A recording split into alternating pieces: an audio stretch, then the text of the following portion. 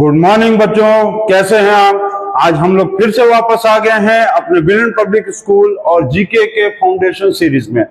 तो topic number 30 तक complete करा दिया गया था और आज हम लोग देखेंगे टॉपिक नंबर 31।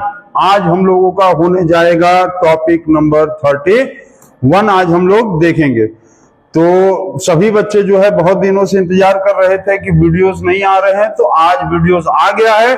और आज हम लोगों का brilliant public school GK general knowledge IT NEET foundation junior foundation topic number 31 start करने जाएंगे। और आज का है टॉपिक नंबर 31। टॉपिक नंबर 30 तक हम लोगों का कंप्लीट हो गया था और आज से हम लोग फिर से स्टार्ट कर दिया गया है।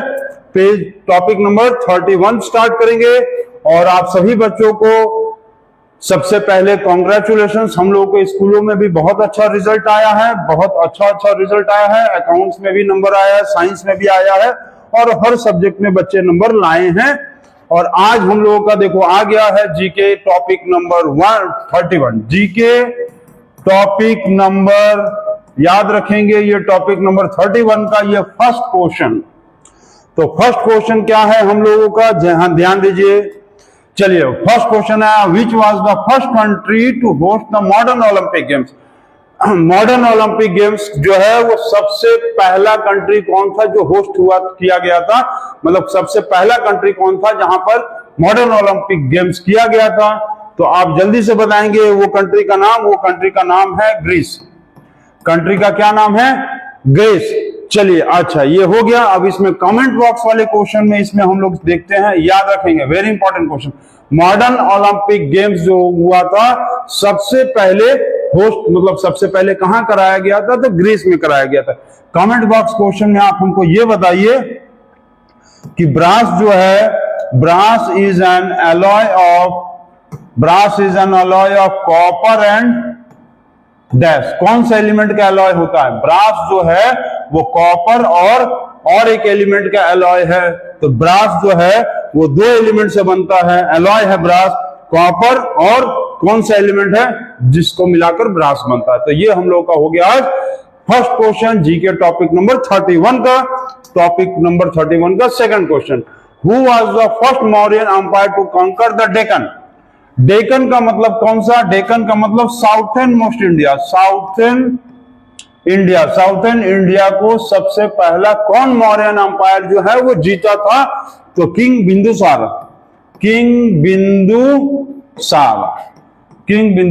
ठीक है, बिंदुसार जो है वो क्या हुआ था? किंग बिंदुसार जो है वो पहला मौर्यन अंपायर थे जिन्होंने साउथर्न इंडिया मतलब डेक्कन मतलब अभी का साउथर्न इंडिया को जीता था। अच्छा आपको हम ये बता दें कि वो चंद्रगुप्त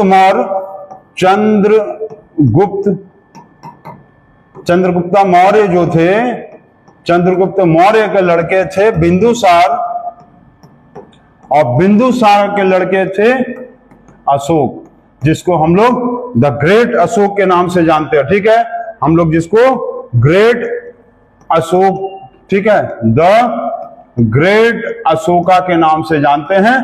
तो चंद्रगुप्त मौर्य के लड़के थे बिंदुसारा, बिंदुसारा के लड़के थे द ग्रेट अशोका। ठीक है, तो ये हो गया। और कमेंट बॉक्स में आपसे हम ये पूछेंगे क्वेश्चन आज कि व्हेन अलेक्जेंडर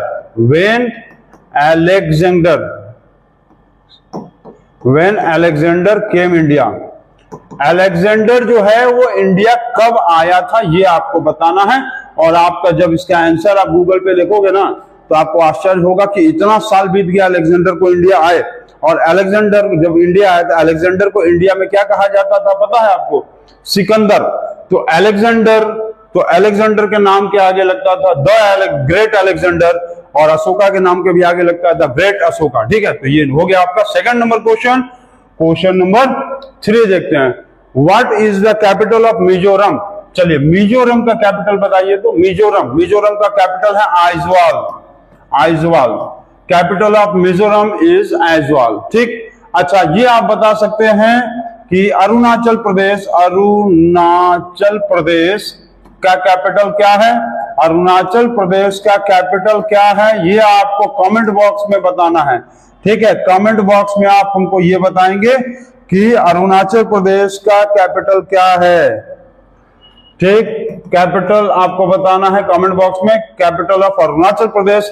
और मिजोरम का कैपिटल था आइजवाल, था नहीं, अभी भी है। चलिए नोट करिए इसको, हो गया, नोट कर लिए। चलिए नेक्स्ट देखते हैं। नेक्स्ट क्या दिया हुआ, what is the chemical name of vitamin D.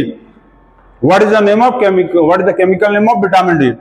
तो chemical name of vitamin D क्या है, कैल्सीफेरोल। कैल्सीफेरोल, कैल्सीफेरोल जो है वो विटामिन डी का केमिकल नेम है। अच्छा, ये आप हमको कमेंट बॉक्स में बताओ कि what is the natural source of vitamin D. तो विटामिन डी का नेचुरल सोर्स क्या है। नेचुरल सोर्स का मतलब अपने आप वहां से हम लोग को मिल सकता है, खाली हम लोगों को उसके सामने जाकर खड़ा होना है।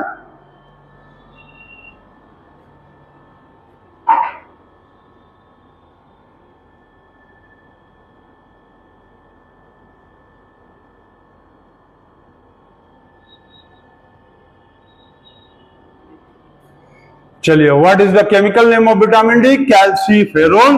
What is the natural source of vitamin D, ये आपको कमेंट बॉक्स में बताना है।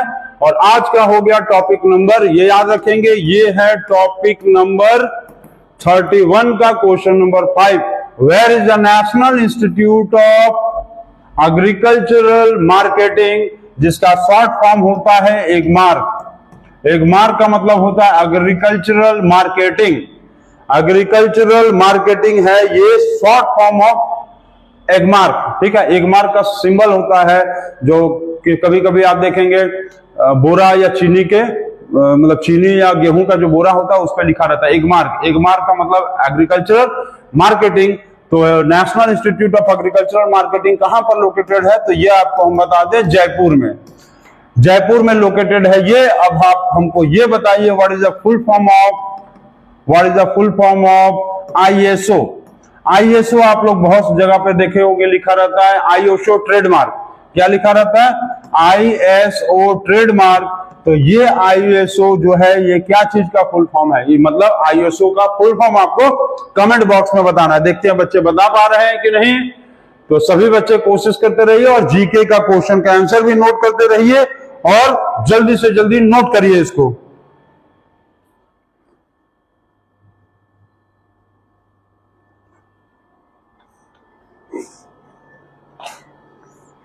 चलिए, हो गया। नेक्स्ट क्वेश्चन आ गया, who won the women's single title in the world badminton championship in 2017। Who won the women's single title in the world badminton championship in 2017 में किसने जीता था, दो नोजोमी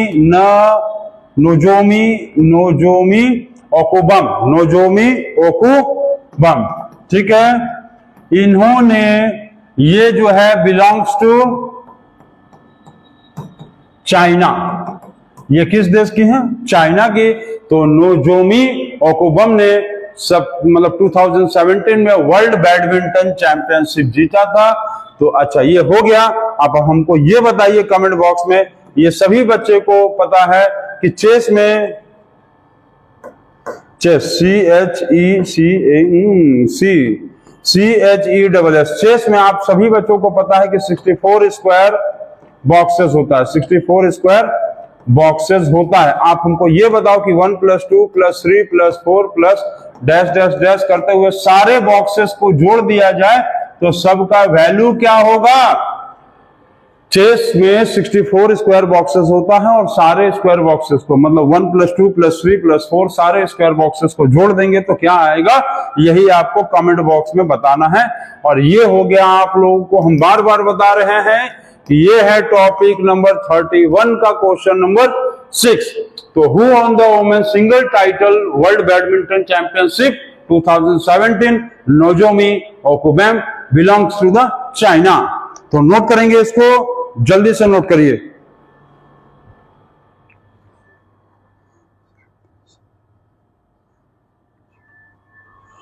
हो गया। चलिए नेक्स्ट क्वेश्चन आ गया, 7 नंबर क्वेश्चन।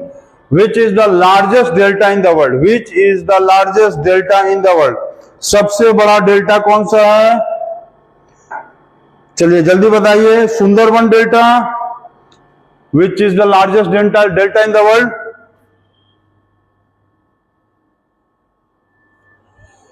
चलिए कौन सा है? Which is the largest delta in the world? कौन सा है? Sundarban delta. Sundarban delta. Sundarban delta in West Bengal, the Ganga delta. ये इसको हम लोग गंगा डेल्टा के भी नाम से जानते हैं, ठीक है।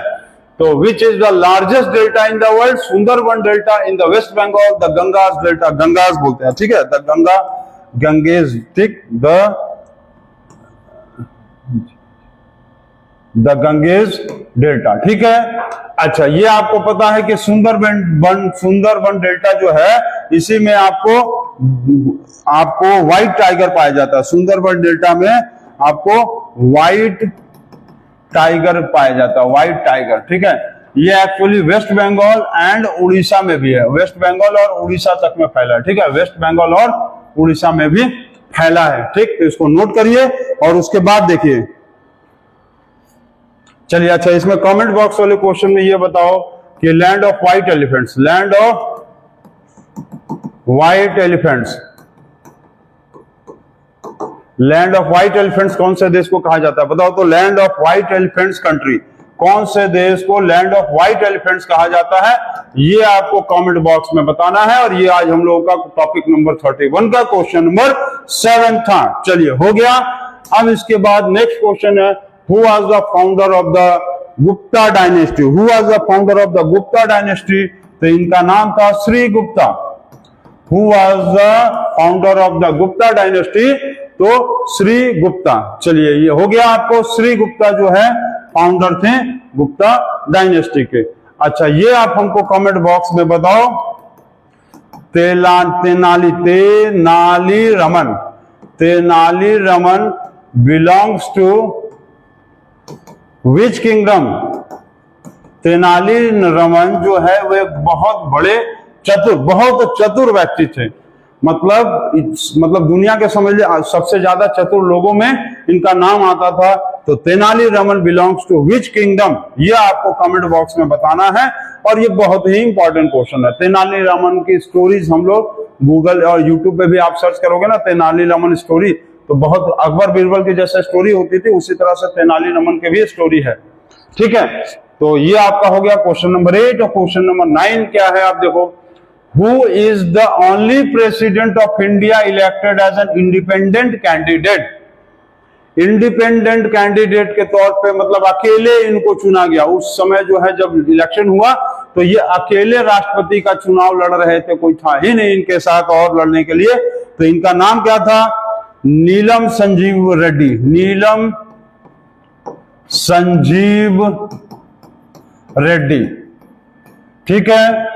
तो who is the only president of India elected as an independent candidate? Neelam Sanjiva Reddy. ये जब चुनाव लड़ रहे थे प्रेसिडेंट का इंडिया में, तो इनके साथ और कोई चुनाव लड़ने वाला था ही नहीं, इसलिए इनको इंडिपेंडेंट कैंडिडेट कहा जाता है। चलिए, इसमें आपको कमेंट बॉक्स में आप हमको ये बताओ कि शर्लॉक होम्स वाज ये एक डॉक्टर थे, एक हंटर थे, कि ये एक डिटेक्टिव थे? ये आपको बताना है। शर्लॉक होम्स एक बहुत ही फेमस पर्सनालिटी है, जो कि एक डॉक्टर थे, कि एक हंटर थे, कि एक डिटेक्टिव थे। डॉक्टर मतलब चिकित्सक थे, हंटर मतलब शिकारी थे, डिटेक्टिव मतलब एक जासूस थे। क्या थे शर्लॉक होम्स? ये आपको कमेंट बॉक्स में हमको बताना है। और ये हम फिर बार बार बता रहे हैं आप लोगों को, ये है टॉपिक नंबर 31। और 31 नंबर का क्वेश्चन नंबर 9 हो गया आज। तो बहुत दिनों बाद आज हम लोग जीके का टॉपिक फिर से स्टार्ट कर दिया गया। Topic number 31, question number 9, comment box का question, Sherlock Holmes was a doctor, hunter या डिटेक्टिव? तो जल्दी से इसको आप बताइए और क्वेश्चन नंबर 10 के लिए रेडी हो जाइए।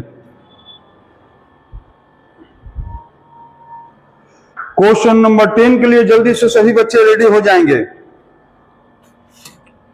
चलिए, ये क्वेश्चन नंबर 10 हो गया। Which city is known as the steel city of India? Which city is called as the या known as the steel city of India? तो आपको पता है जमशेदपुर। जमशेदपुर जो है वो एक्चुअली पहले बिहार में था, अब जो है ये झारखंड में आ गया है।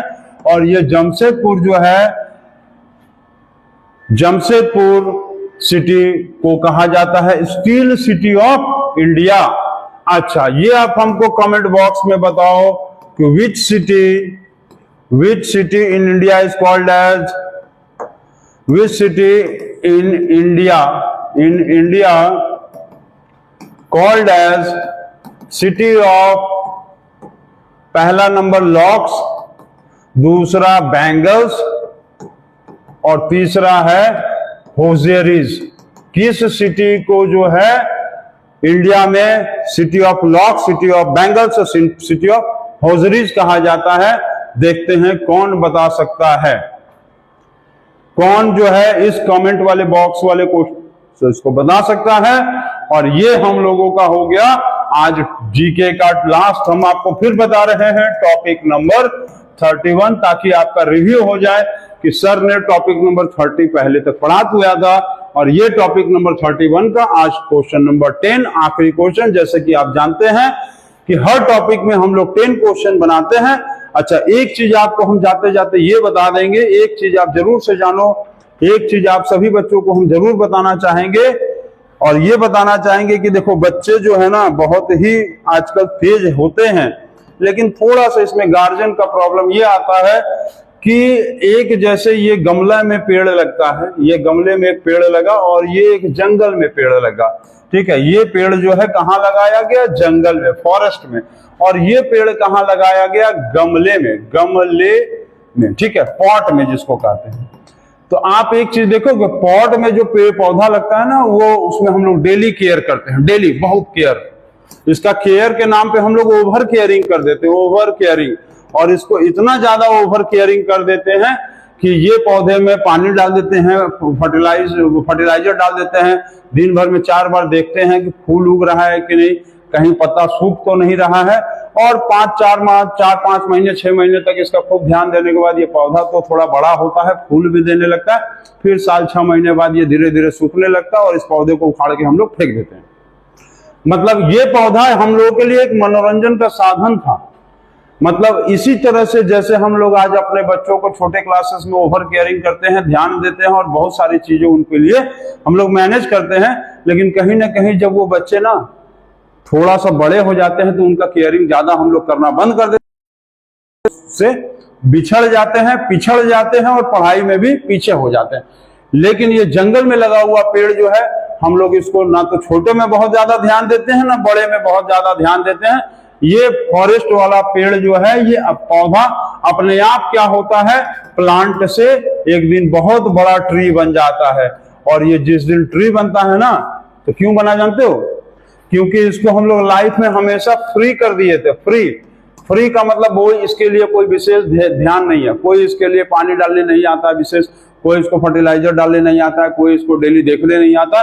और ये पौधे को भी पता है कि हमको कोई देखने वाला नहीं है, इसीलिए हमको मजबूत होना पड़ेगा और समाज में एक दिन बहुत बड़ा वृक्ष है। और उस दिन जो है ये छाया भी देता है, फल भी देता है, फूल भी देता है और लोगों को मरने के बाद जो है अपना लकड़ी देकर ले जाओ, इससे पैसा कमाओ और हमारे लकड़ी से घर भी बनाओ। तो आप देखो जो ओवर केयरिंग कर रहे हैं ना, ओवर केयरिंग से ये पॉट वाला पौधा मत बनो, 4-6 महीना बाद फेंक दिया जाएगा। आपको बनना है फॉरेस्ट। इसीलिए आप अपने लाइफ में एकदम फ्री रहिए और केयरिंग का एकदम चक्कर में मत आइए, किसी भी तरह के ओवर केयरिंग के चक्कर में मत आइए। ये मत इंतजार करिए कि आपको गार्जियन कहेंगे तब आप पढ़ेंगे। आप खुद से पढ़ो, समर वेकेशन हो गया है, आप खुद से पढ़ो। अभी देखो, अभी हम जो ये वीडियो रिकॉर्ड कर रहे हैं, 2:30 बज रहा है दोपहर का और गर्मी है, फैन भी बंद किया, लेकिन रिकॉर्डिंग हो रहा है। तो बिल्कुल होगा और आपके लिए सर रेडी है। तो आज हम लोग का टॉपिक नंबर 31 का जीके का क्वेश्चन नंबर 10 सीबी क्वेश्चन था और ये आज आप लोगों का टॉपिक नंबर 31 खत्म हो गया। और थैंक यू और बेस्ट ऑफ लक। और आगे का फिर नेक्स्ट टॉपिक आगे हम लोग 32 देखेंगे।